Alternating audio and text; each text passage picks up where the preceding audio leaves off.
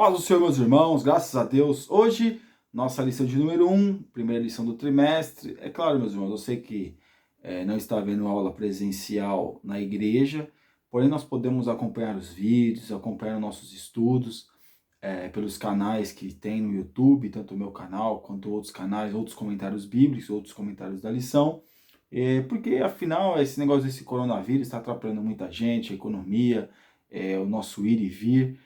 Não é canal para comentar sobre isso, mas sabemos que é uma coisa bem complicada. Eu espero que os irmãos estejam aproveitando esse tempo para poder orar, ler a Bíblia, se fortalecer espiritualmente. Sabemos que tem muitas oportunidades, possibilidades de nós ficarmos dentro de casa, ficar atrás de rede social, todas essas coisas, Netflix, mas eu espero que nós, meus irmãos, venhamos ter mentalidade de crente, mentalidade de pessoas que sabem que está vivendo os últimos dias da igreja. Amém? Jovens, nessa lição de número 1, o nosso tema do nosso trimestre é o tempo de conquista. Nós vamos estar estudando mais o livro a respeito das conquistas de Josué. E o livro de Josué, tempo de conquistas, né? Nós vamos ver nessa lição, meus irmãos, que como que foi feita algumas conquistas que Josué fez depois que ele passou com o povo pelo Rio Jordão, depois que Moisés colocou ele, designou ele para poder levar o povo até a terra prometida. O nosso texto do dia, que está em Romanos capítulo 8, versículo 37, diz assim: mas em todas essas coisas somos mais do que vencedores por aquele que nos amou. Irmãos, aqui Romanos, é claro, o apóstolo Paulo está falando acerca que nós somos, claro, em Cristo Jesus nós somos mais do que vencedores. Porém, no Antigo Testamento, nós vemos que como Deus tinha mandado eles fazerem aquilo que eles fizeram, então eles já eram mais do que vencedores, já tinham essa bem-aventurança, essa questão de vencer. Aqui na nossa síntese, o resultado da liderança de Josué deixaram profundas lições para os hebreus e para nós, servos do Senhor, que vivemos na atualidade. Por quê, meus irmãos? Porque Josué foi um dos homens que não se dobrou acerca da rebelião do povo. Josué, ele nunca se envolveu em rebelião nenhuma contra Moisés. Mesmo quando teve aquela rebelião com o bezerro de ouro, depois aquela rebelião, as rebeliões que são mais famosas, né? Aquela rebelião quando os 12 espias foram para espiar a terra e voltaram com um cacho, 2 homens carregando um cacho de uva, 10 homens falando mal, 2 homens defendendo. Mas nós vamos ver que Josué nunca se envolveu em nenhuma rebelião. Josué capítulo 1, versículo 1 ao 6 diz assim: sucedeu depois da morte de Moisés, servo do Senhor, que o Senhor falou a Josué, filho de Nun, servo de Moisés, dizendo: Moisés, meu servo, é morto. Levanta-te, pois agora passa este Jordão, tu e todo este povo, a terra que eu dou aos filhos de Israel. Os filhos de Israel passaram o Jordão em seco. Nós vemos que eles atravessaram o Jordão e começaram a ter já uma certa, como é que eu posso dizer, já certo um contato muito mais próximo, e já começou a haver algumas batalhas. Versículo de número 6: esforça-te, tem bom ânimo, porque tu farás este povo herdar a terra que jurei a seus pais daria. Então Deus falando para Josué que ele não deveria temer, só que ele deveria ter bom ânimo. Irmãos, depois que eles saíram da terra do Egito, ficaram 40 anos no deserto, nós vemos que eles acharam que ia chegar na terra e ia ser muito fácil para tomar conta, a guerra está vazia, tudo tranquilo, era só chegar, cada um tomar posse e pronto. Não, eles tiveram que lutar para obter aquela terra. A introdução. Moisés libertou os israelitas da escravidão e, após a travessia do Mar Vermelho, guiou-os pelo deserto rumo à terra prometida, caminhando por cerca de 40 anos, quando toda aquela geração adulta de escravos morreu. Então, meus irmãos, toda a geração que saiu do Egito, morreu no deserto. Só 2 homens que não morreram no deserto: Josué e Caleb. Só esses 2 que saíram do Egito não morreram no deserto. Só esses 2 que entraram na terra prometida: Josué e Caleb. Havia outro tipo de pessoas, uma outra geração que teve coragem, que teve força para tomar posse daquela terra.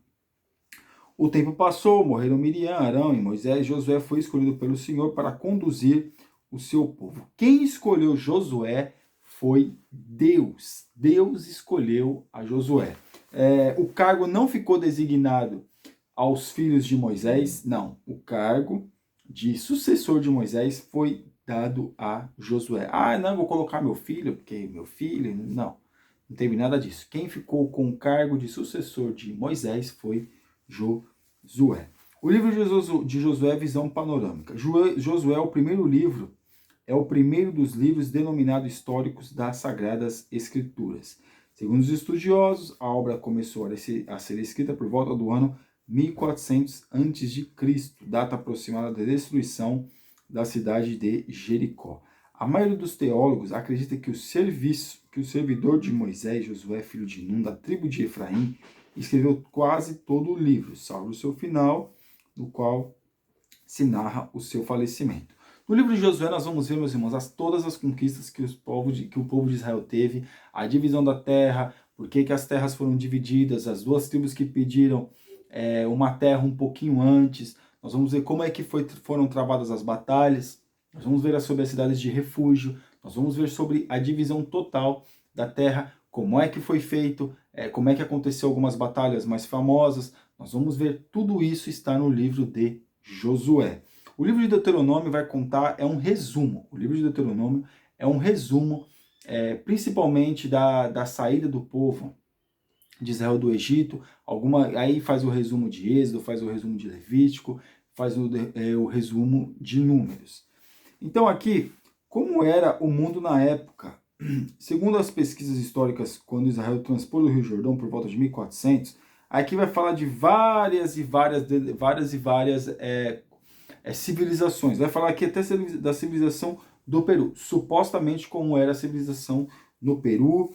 Aqui também tem a civilização no México, algumas civilizações que provavelmente já existiam. Aí você pergunta assim, mas espera aí, irmão, naquela época, como é que as pessoas conseguiram? Porque se a civilização começou aí no Oriente Médio, naquela parte ali, a gente, a Mesopotâmia, que é tido como o crescente fértil, como é que as pessoas foram parar no Peru?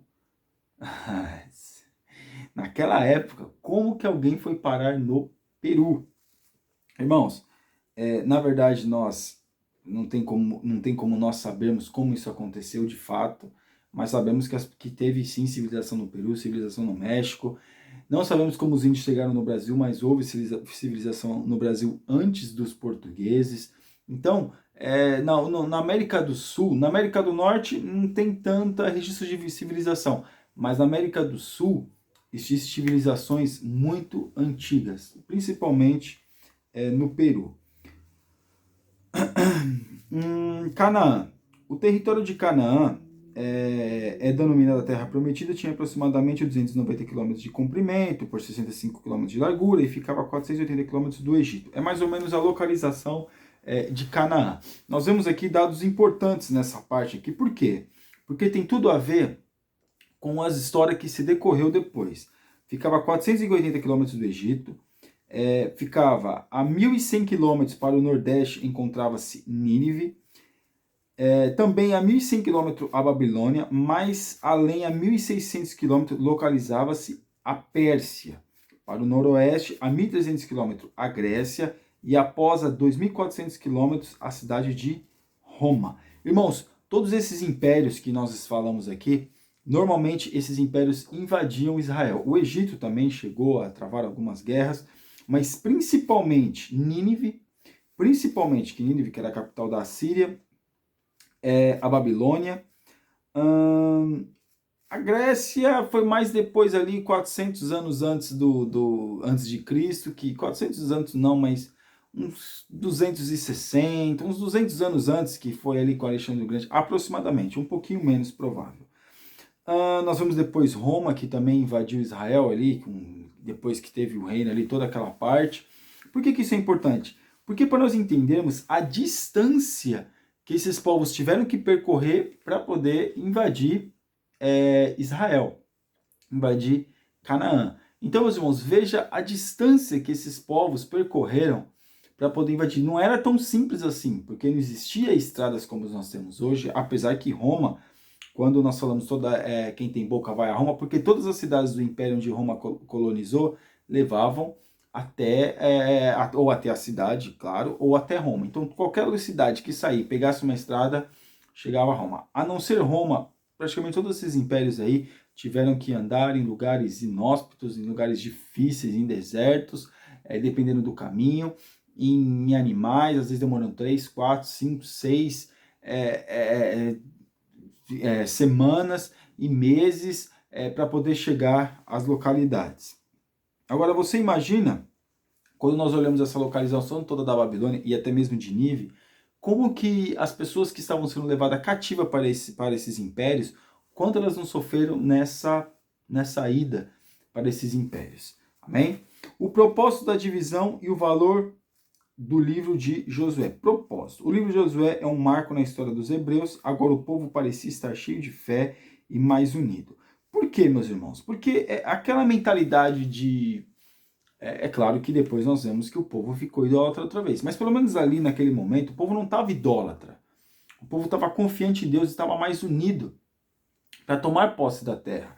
E isso é um dos propósitos que o livro de Josué nos mostra. O povo unido para poder invadir a terra. Claro, teve aquele episódio com Acã e sua família, que esconderam um tesouro, algo que não deveria ter escondido, e foram mortos. Claro, teve as suas questões. Mas nós vemos que num todo, nós vemos que o povo estava muito unido. O povo estava no mesmo propósito, para quê? Para invadir a terra. Não era aquele povo medroso, que outrora não queria tomar posse da terra. Agora não. Agora é um povo com outra mentalidade. Queria melhorar a sua condição da sua família, e por isso eles estavam muito, muito valentes mesmo.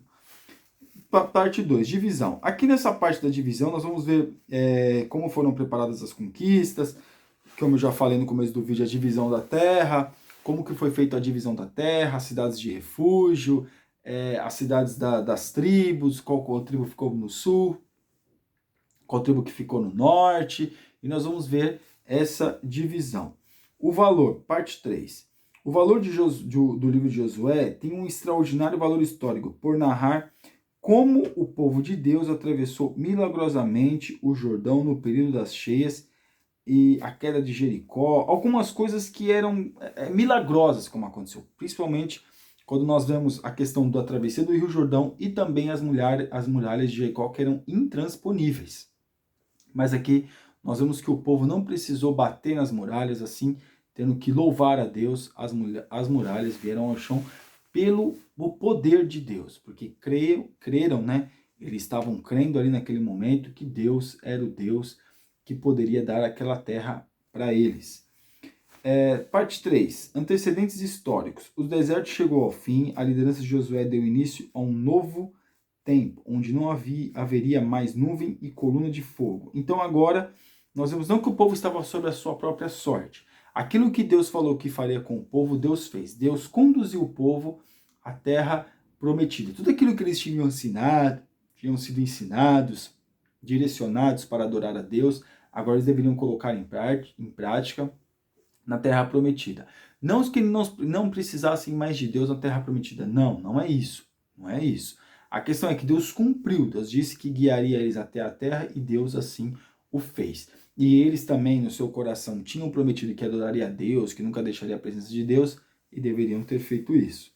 As últimas palavras de Moisés.